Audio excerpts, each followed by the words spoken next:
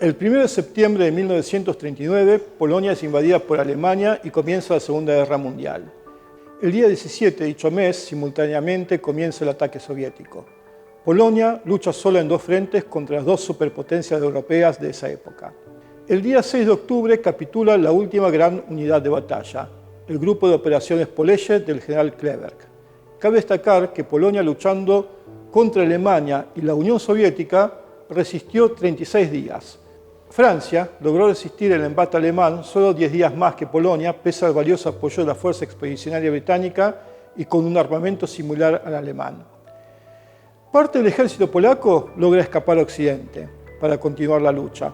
Parte es tomada prisionera por los alemanes y parte por los soviéticos. Es el caso de mi abuelo y de su hermano. Katyn es un bosque localizado actualmente en Rusia, a 800 kilómetros al este de Varsovia y a unos 430 kilómetros al oeste de Moscú. El año 1940 fue escenario de una cruel matanza de miles de oficiales polacos. Hubo una razón política detrás de esto.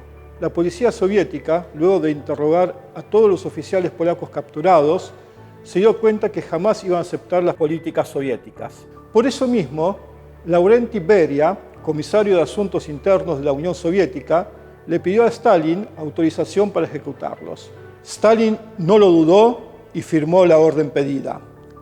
A lo largo de abril de 1940, en el bosque de Katyn, en la prisión de Kharkov y en la prisión de Kalinin, distintas oleadas de oficiales polacos fueron ejecutados y enterrados en fosas comunes.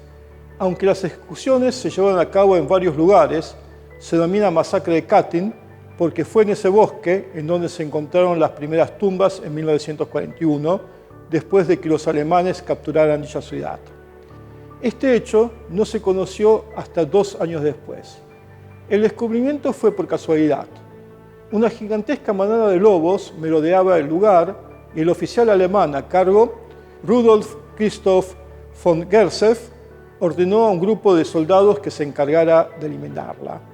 Von Gersef era un aristócrata que despreciaba a Hitler y había intentado asesinarlo con un plan fallido. No fue descubierto y para no despertar sospechas partió al frente oriental. Fue él quien encontró los huesos que literalmente estaban brotando de la tierra y una enorme cruz de abedul en el lugar. La misma había sido colocada por los lugareños que sabían de los asesinatos. Los alemanes inmediatamente se dieron cuenta que había sido una matanza encargada y llevada adelante por los rusos. Todos los cadáveres tenían un balazo en la nuca. Por supuesto que los rusos dijeron que los asesinos habían sido los alemanes. Las potencias aliadas, en especial Estados Unidos y Gran Bretaña, callaron porque necesitaban a Stalin como un aliado y no lo querían como un enemigo en potencia por culpa de 22.000 cadáveres. A Stalin no le importaba la cantidad de rusos que murieran en el frente como sí les importaba a los aliados. Los alemanes realizaron las exhumaciones y trajeron como testigos a prisioneros de distintas nacionalidades, entre ellos polacos, para supervisar las exhumaciones. Durante estas, un hecho llamativo fue la consulta de un coronel médico alemán a un capitán médico polaco, a quien le preguntó hacia cuánto tiempo estimaba que esos cadáveres estaban allí. El capitán polaco le dio una respuesta de mucha precisión, cosa que sorprendió al coronel alemán. El coronel le preguntó cómo podía saber con tanta precisión y el capitán le respondió que porque había sido alumno de su cátedra de medicina forense antes de la guerra en Berlín. El martes 13 de abril de 1943, la oficina de noticias alemana anunció por Radio Berlín el hallazgo de fosas comunes, con gran cantidad de oficiales polacos asesinados en masa por las fuerzas soviéticas. El gobierno polaco en exilio acusó a los rusos de esta atrocidad.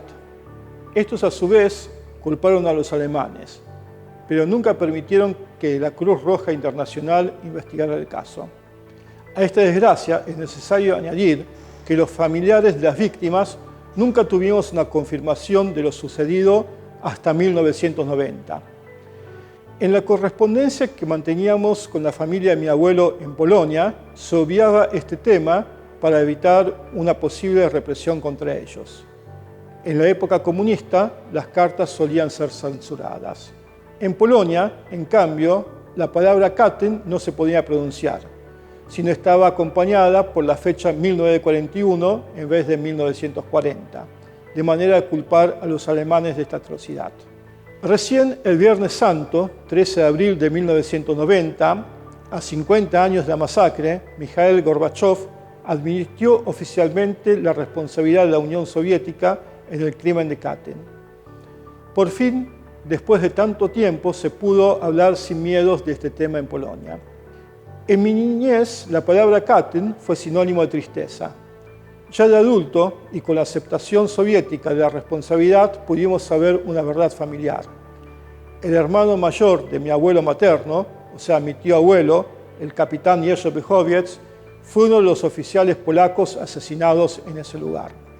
Hubiera sido más justo que mi abuelo, Nicolás, también capitán del ejército polaco, se enterara sobre su hermano, el primer oficial polaco enviado a Katyn.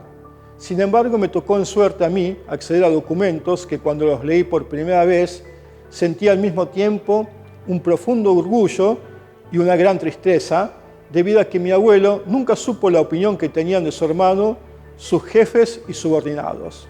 Del jefe de regimiento: no se preocupe por el lado norte, ese flanco lo defiende el capitán Bychowiec. Del capitán Bychowiec al jefe de regimiento: el capitán Bychowiec solicita al jefe de regimiento que los prisioneros alemanes heridos que se rindieron ante él reciban la mejor atención médica que se les pueda proporcionar. El capitán Bychowiec, el mejor jefe de compañía del regimiento. Volviendo a la campaña de 1939, cuando la situación se hizo insostenible, mi tío abuelo dejó en libertad de acción a sus hombres. Quienes lo desearan podrían regresar a sus hogares, y quienes quisieran podrían seguirlo y continuar la lucha. Casi todos sus hombres lo siguieron, aunque sin embargo fueron emboscados por los soviéticos y no les quedó otra opción que capitular. Todos los oficiales fueron enviados al este, a los campos de prisioneros rusos. Cada tanto, mi familia recibía una carta, incluso en una de ellas, y ella decía que se corría el rumor de que todos serían liberados. Sin embargo, en un momento no llegaron más cartas y no se supo absolutamente más nada de él. Después de 50 años confirmamos lo que sospechábamos, que recibió un tiro en la nuca.